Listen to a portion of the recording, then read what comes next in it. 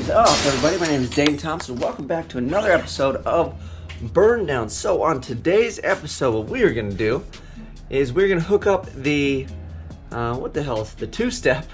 I can't even think right now, in the Winnebago. So I have these that I bought when I was going to do the bump and trans brake and the Malibu. These are arcade buttons, and here's the little micro switch. Because I saw Happel put arcade buttons in his car, and I already was kind of thinking about it. I was like, oh, that'd be really cool, and he did it. And then I just put them on the shelf because I'm like, I'm gonna look like such a chump if I had the same exact stuff as everybody else, especially like a cool idea like that. So I figured I'd wait till it was one of those things that kind of died down or whatever. So I put them on the shelf. I was like, I'll use it for something. Well, today is the day we use it because I'm gonna use the blue one. My wife said she liked the blue one. We're gonna cut this in on the dash panel of the Winnebago, and then this will be the two-step. So when we're in park and we want to screw off, we can make it pop and bang and whatnot. Just kind of more for fun. And then at this point, so you know it has turbos because you can't really hear the thing or whatever. So just something stupid to do while I'm waiting. I had some other stuff to do. I didn't think I was gonna be making videos today, but it looks like we are. So we'll hook up the two-step today, and then I'm gonna plug in the flex fuel and get all that routed into the Holly. And there's only a couple other little things to do, and then I got a quick change of plans on the thing. So, but that won't happen until like next weekend. We're gonna do a little overhaul on some of the stuff, and then I just need to button things down. I got to get those power steering lines addressed because they're too short now. Like I said, I flip-flopped them, so we'll get longer ones made next week. And then I can just button everything down. I feel really good about this thing, other than I got to get the 91 tune lined out so we can put the E85 in, and then we can bang on a little bit harder. But right now everything is super conservative and it's rolling pretty good. So I feel good about it. We're making progress, but let's have a little fun. We'll just do a little bit of wiring. We'll cut this in the dash, bring you guys back, and then maybe we'll let my wife hit the two steps so we can watch her face when she actually does it. So I don't think she has any idea what it's gonna do, so that'll be fun. So let's get to wiring. I did that on purpose, you see that? Alright, still a mess in here. All the things are flying around for the last time we were driving it. Oh man, I gotta clean up in here anyway. We got the cover in place as well, and then I just cut like a little slit, and then I'm gonna put like a Velcro piece or something to kind of button that up. But oh, and then this thing is just not tight at all, so we'll have to address that. That way this thing stays in place when we're rolling. But it's there. I haven't figured out what to do with this. Let me know what you guys think I should do, how to cover it. I thought about a wrap, what might be kind of cool. I'm going to insulate the bottom side, but I don't know. I thought a wrap, and then the other thing too is like the really thick fuzz. Like I want to put some like really thick fuzzy carpet, but then I figured it would get all dirty from handling it because I'd have to take this off when I worked on the motor. But let me know. Do we want to wrap it, or do you want to just see some thick ass like monster fuzz hanging out here? Let me know in the comments. So, all right. So we've got our start button. This is my charging port. This is a Granatelli cutout. And these is the three-way light switch. It's actually just like a two-way. So when the door is open, I can turn the courtesy lights off. But all the rest of the stuff isn't used. I thought about doing these for like a momentary switch, but I don't know.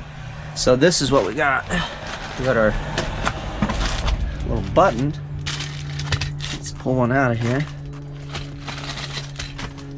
and then we'll make a decision on where this goes. One-handed, here we go.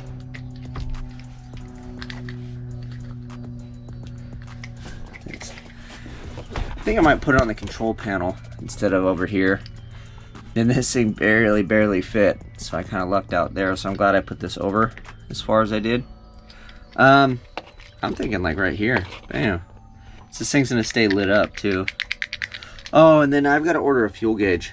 I need to put that on my list. So I got to eBay me a fuel gauge. Think it right there, boys. What do you guys think? I think that'll work. Oh, my lighter works too, by the way. Let me pull the panel out and see what's behind there. If there's nothing behind there, we'll just drill it out. And I think that's gonna be our spot. So I wanted to put it like right here. I thought that would be cool. But if you look, I guess this hole saw will go through that. Let's just hole saw it. No excuses, right? Let me just center it up. We'll pick a spot. The only thing is, I don't want to hole saw it and then have a hole that doesn't work, because that would not be cool. So let me put a pilot hole. I think we'll be okay. I think we'll be all right. All right, let's drill it. Executive decision made. Way better with a drill bit. Actually sharp. Oh, we're good. You're good. These dudes.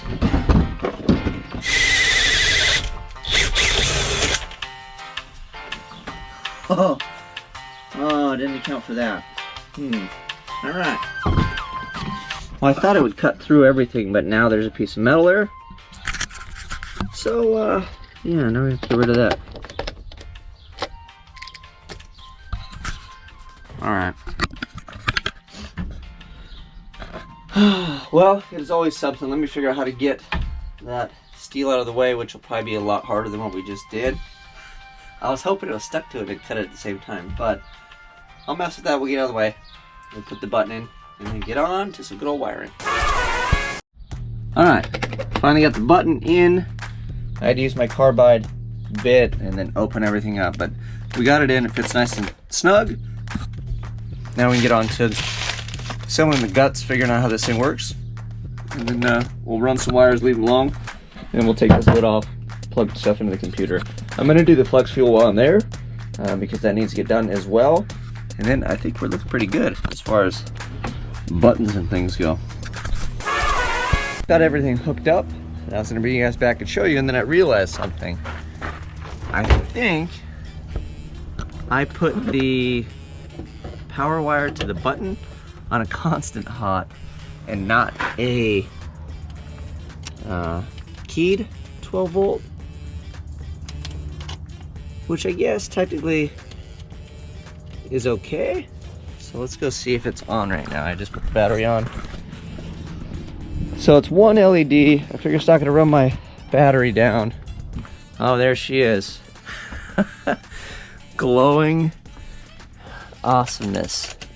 Yeah, so that's on a constant power instead of keyed.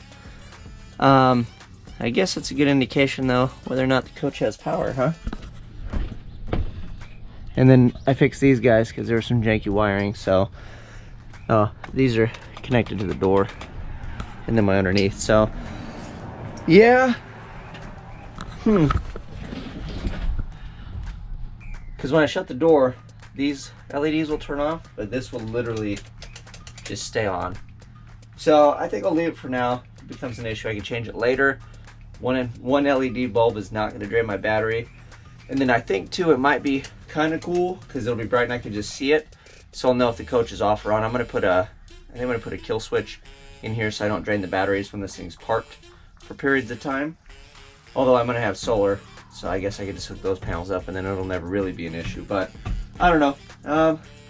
Yeah, we'll just leave the blue glowing button for now. The other thing too we could check is continuity. So that's the real question.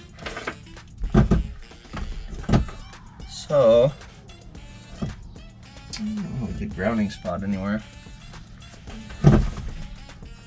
But when I touch these together at 0, so when I hit the button with this, make it longer. Wrap around here. If I find a good ground, I should be able to hit the button, and that should read 0, and that tells me the computer's going to see the ground signal it's looking for, and then all I have to do is plug that in the ground. Oh, I bet that'll work, huh?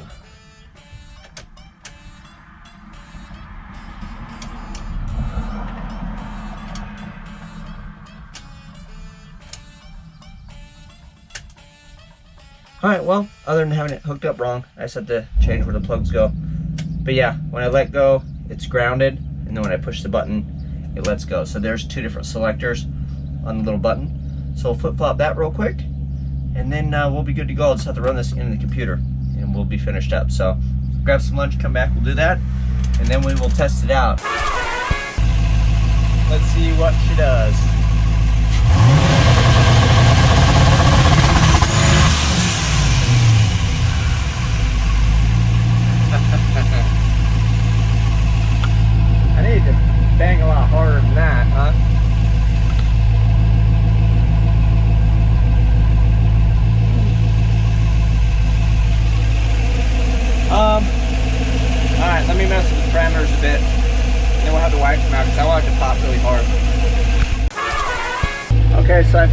timing, or less timing earlier, so let's see what it does now.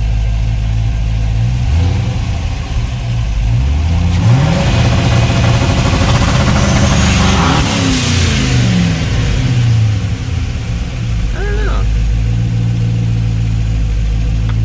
He's making a boost though.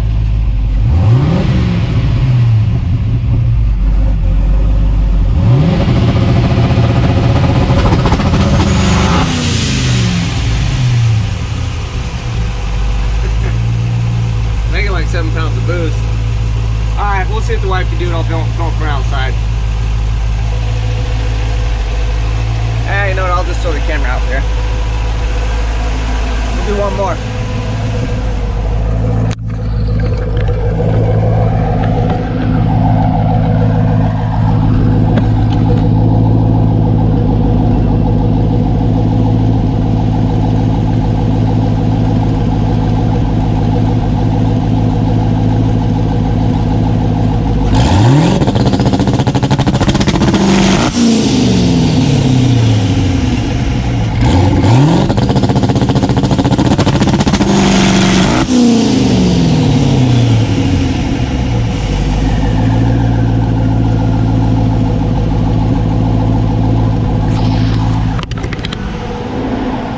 That's how you two-step a motorhome. If you guys like this, you know what to do. Like, subscribe, share. We're still playing with it. I know you're waiting on skids, all you dudes from down under and all that fun stuff. I got a change coming to the motorhome and then we'll get back after it, but we gotta line that tune out so I don't melt things trying to turn the tires on this. And we're just gonna do a basic one right out here, get the party started before we get like a film crew and all the fun stuff to make the legit video happen, because there's no point if the damn thing won't spin the wheels to have people come out and film something that's not gonna happen. So we gotta test it. You'll see it here first. I'm out of here. I got things to do. I'm out.